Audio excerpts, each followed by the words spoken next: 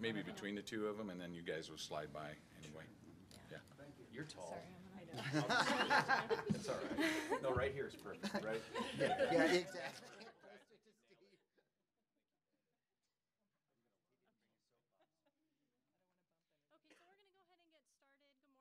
Deputy Childress with the Douglas County Sheriff's Office. I'm the PIO. This morning, Sheriff Spurlock and DA Brauchler are going to speak with you about an arrest that was made in a cold case homicide of Helene Pruszynski. This is in 1980. I'm going to go ahead and spell their names for you.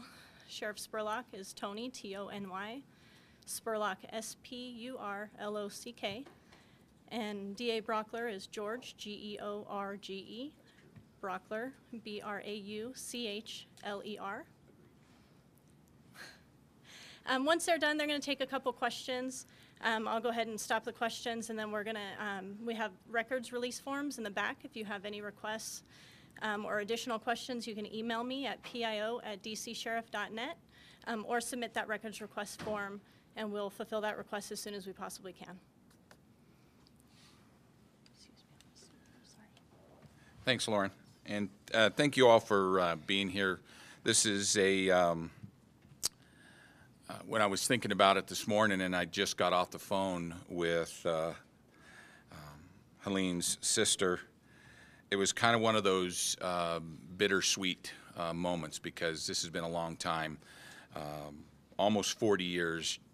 January 16 will be the 40th anniversary of Helene Pruszynski's murder. And so first I want to start by thanking the people that are up here, some people that are up here that helped make this possible.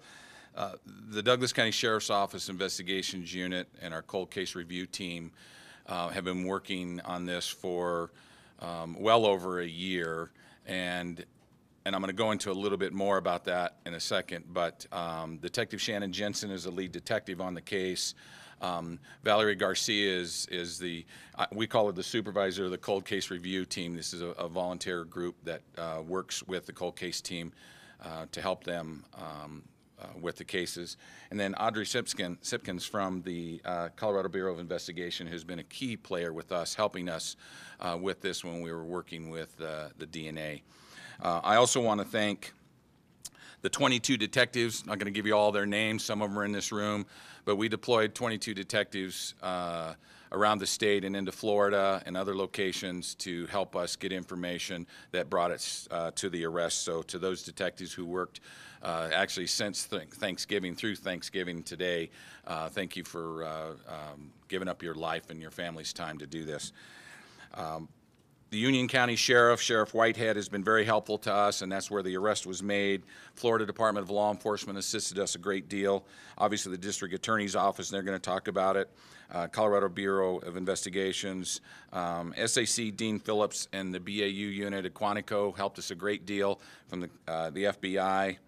And then behind us is the United Data Connect, which is Mitch Morrissey and Joan Bussey, who helped us out a great deal as well. And then, of course, Colorado State Patrol, Chief Matt Packard helped us a lot. And then Crime Stoppers, Michael Mills, who's also behind me here to my left, helped us out as well. I think it's important that we talk about the victim, Helene Pruszynski.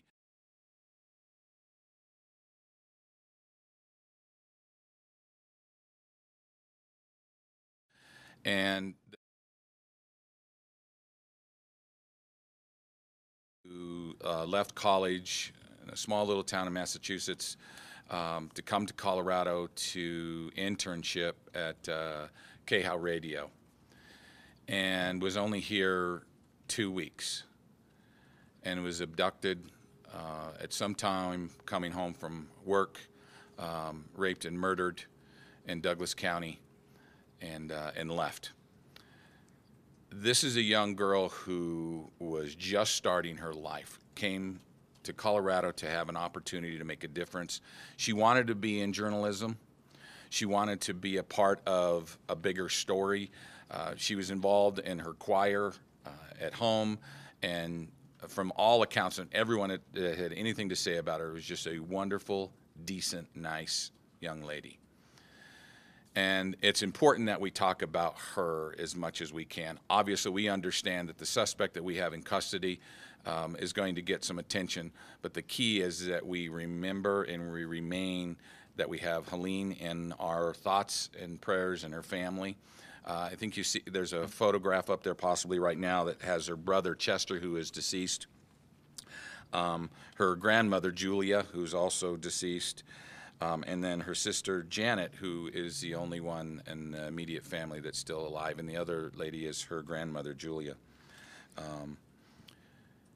That's her life, and because it had taken so long, so many people had gone and don't get to have the opportunity to hear this, that we've made an arrest.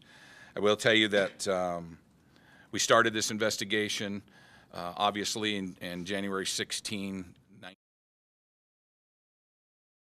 County Sheriff's Office started the investigation, and within a year it went cold.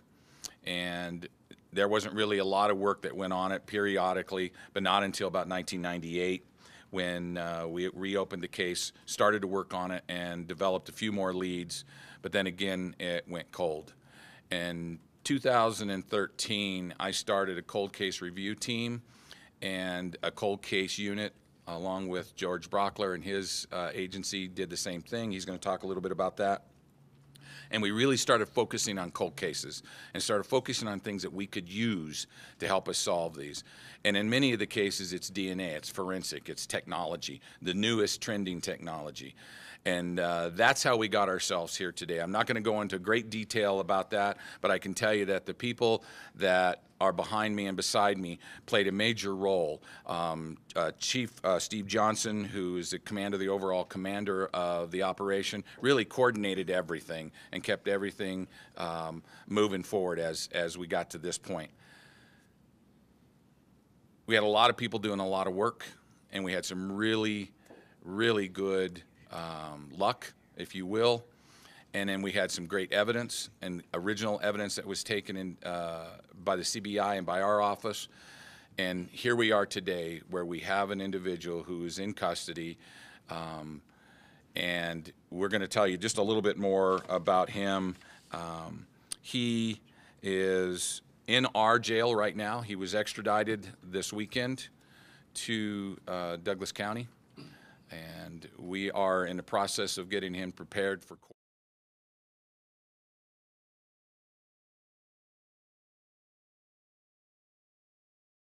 Talk a little bit about the prosecution, and then we'll answer any questions.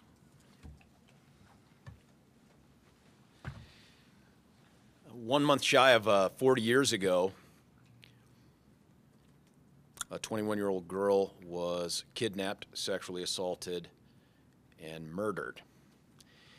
And to put in perspective how long ago that was before we can get to this first formal step of achieving justice on her behalf, is to know that back then the President of the United States was Jimmy Carter. Empire Strikes Back hadn't even come out in the movie theaters yet. Both prosecutors assigned to our cold case unit weren't even alive back when this crime was committed. Heck, even Mitch Morrissey and Sheriff Spurlock were a mere 30 years old. I'm not good at math, but it felt like that was true. But today, if you see us smiling up here, don't take that satisfaction as the job is finished or a job well done. We haven't won the Super Bowl, but we're now on the field inside the stadium, and we're able to work towards that goal. One of the things that you have to understand as we continue to have conversations about this case and the great work that was done is that this guy, no matter what is revealed in the affidavit that I think is unsuppressed now, no matter what is revealed in open court later today, this guy is presumed innocent, and he has to remain presumed innocent for this system to work. Now, one of the things that I think the public should take away from this is twofold. We don't rest on murder cases. It may seem like justice has been too long delayed, but it isn't going to be denied in this case. The other thing that I think that the public ought to take away from this is that this is the true team effort. There is no single person, there is no single piece of technology, no single fact that resulted in this day and everything that transpires afterwards. This was a concerted effort by people who were interested in getting to justice on a case that had sat on a shelf because we didn't have anything to do with it for the longest time. I can't thank enough the efforts of Mitch Morrissey and his company, United Data Connect. Without them, I don't think we're here. Shannon Jensen, who stands to my left. There's no way we get here just on technology. If it hadn't been dogged, old school police work done by Detective Jensen, we wouldn't be here today. The cold case unit that Sheriff Spurlock stood up the same year that we stood ours up, without those efforts, we wouldn't be standing here today. This is a true team effort. As we move forward, though, I think some of the procedural questions that folks will have or should have are things that we can address right now. So this is a person we've already referred charges on. We've already filed charges. And those charges include various theories of first-degree murder. There's after deliberation with intent. There's felony murder predicated on an underlying crime of robbery. There's felony murder predicated on an underlying crime of kidnapping, and felony murder predicated on an underlying crime of sexual assault, and then a standalone charge of kidnapping. Now, there's some things you need to know about that. Questions might be asked, well, why didn't you charge the underlying robbery or the underlying sexual assault? It's because the statute of limitations has run on those charges. Another question that would be asked is, well, what's the penalty for murder? Well, today, that penalty would be life without parole. But back in squishy, soft, we love bad guy 1980s, that penalty is parole eligibility after a mere 20 years if convicted of first-degree murder. So we're standing here today with these 5 charges that this guy's presumed innocent of that we're moving forward on in this case. This afternoon at 1:30, he will be formally advised in front of, I believe, Judge Slade in Division 1. It's Division 1, isn't it?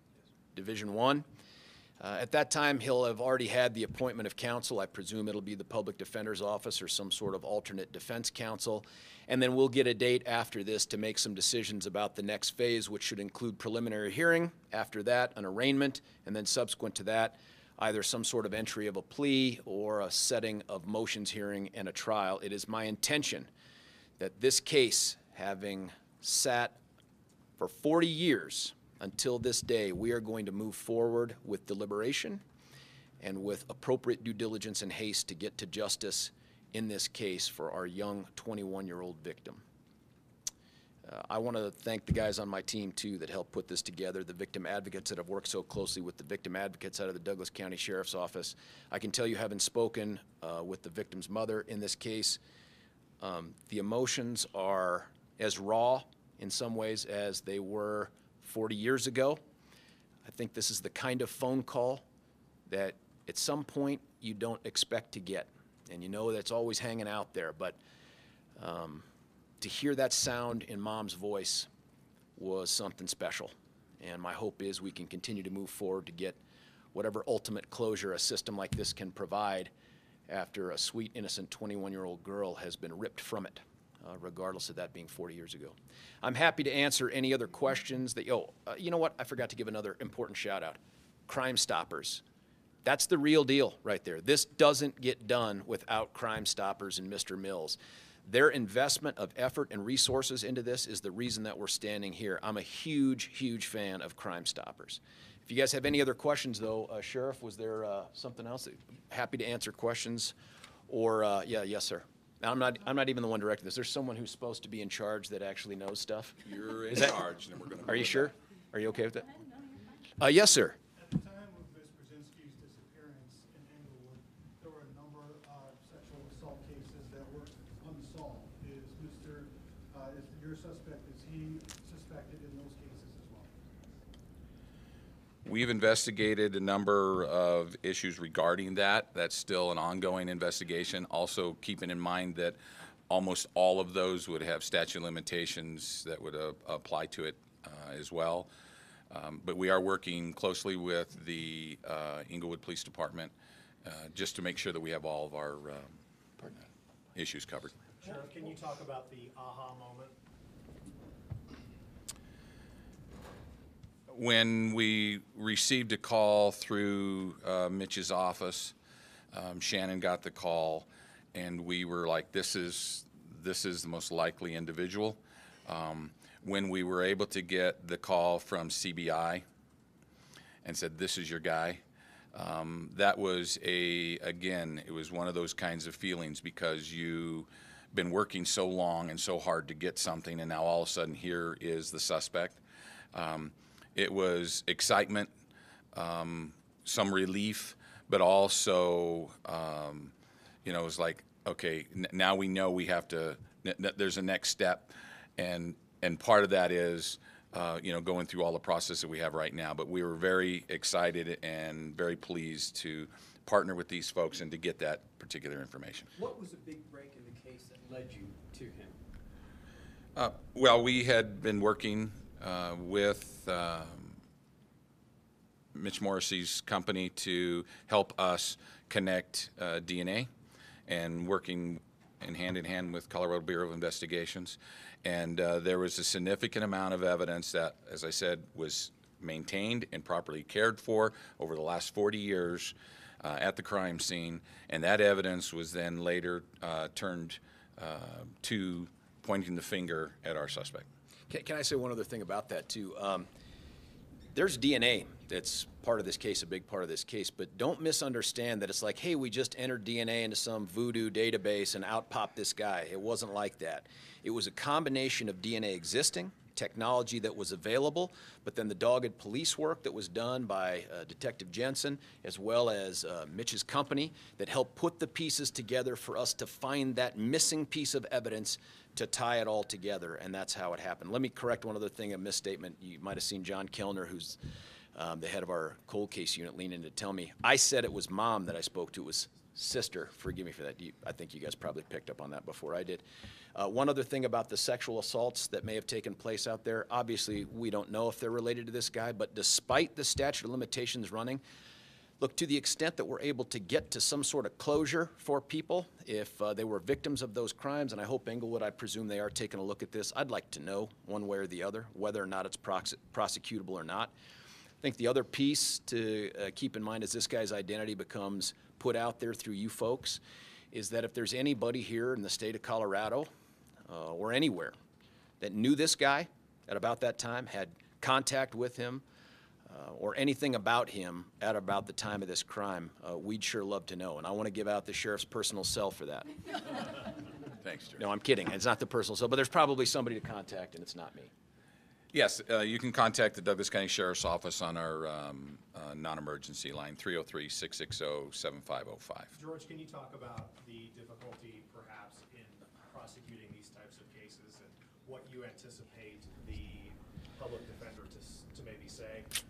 Hard to know what the defense will do in this case, hard to speculate. Knowing the evidence that's available in this case, I felt comfortable, extremely comfortable, moving forward with these charges in this manner.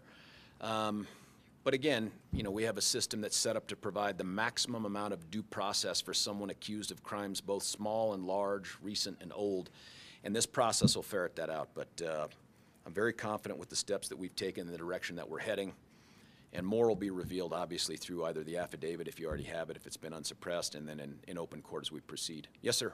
With respect to what you said regarding the other police work, would you say that this case, or the technology has finally caught up with this case? You had the evidence back when it happened almost 40 years ago, but you didn't have the technology.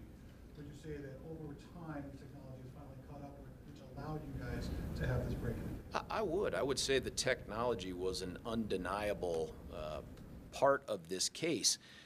But I don't want the public to think that, hey, we just came up with this new scientific method, and absent the hard work of human beings actually doing old school police work and digging around, that this would have just solved itself. That's not true.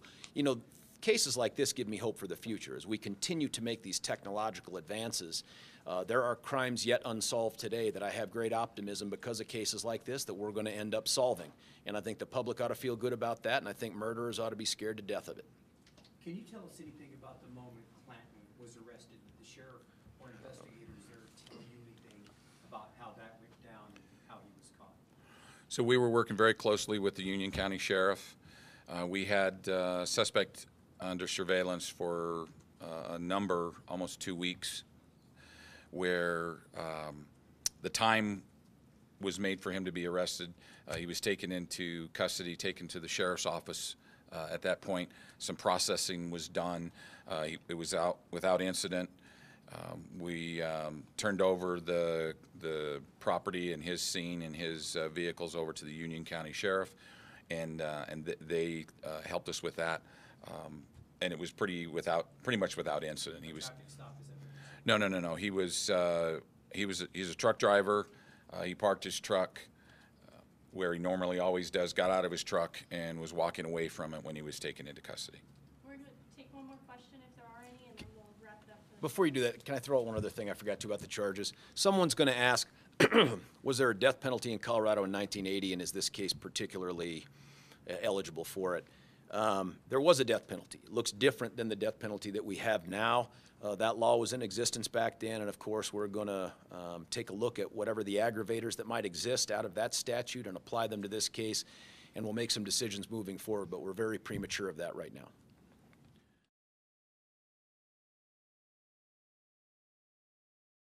That they want to share with us. There's still an open case with Crime Stoppers. They can call Crime Stoppers and share that information, and we have an open link with them. So, Sheriff, your thoughts? Obviously, from case to case, composite sketches vary. In this case, it seems the composite sketches uncannily resembles the suspect. Your thoughts on it?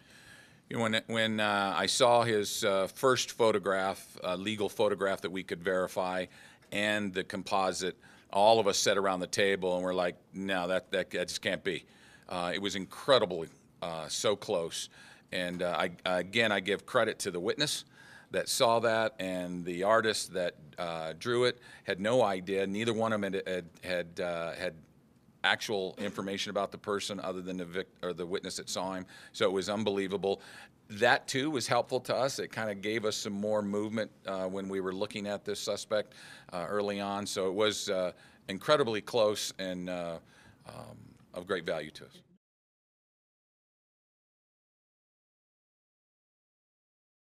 To describe. Can you please tell us what Clanton was doing in Colorado at the time? Do you know anything about what he was here doing? He had just moved from Arkansas and was living in an address here in Douglas County, and I believe he was working in the nursery business, landscaping business, and that's what we know of it at the time of the murder. We're going to go ahead and wrap this up.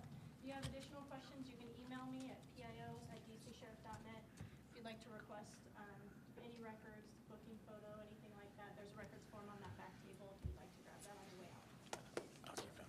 Thank you, Sheriff. Yes. You know, well, I want to say one thing. Sorry, Lauren. In 1980, his name was Curtis Allen White. He had a legal name change at some point in his life. We can go into that details later. I don't think it's important, but he did have a different name in 1980. In that photo up there, which is his sister that's still alive? Do we know? The long blonde hair. Sitting Yeah. next to the Yes, and the top is Helene.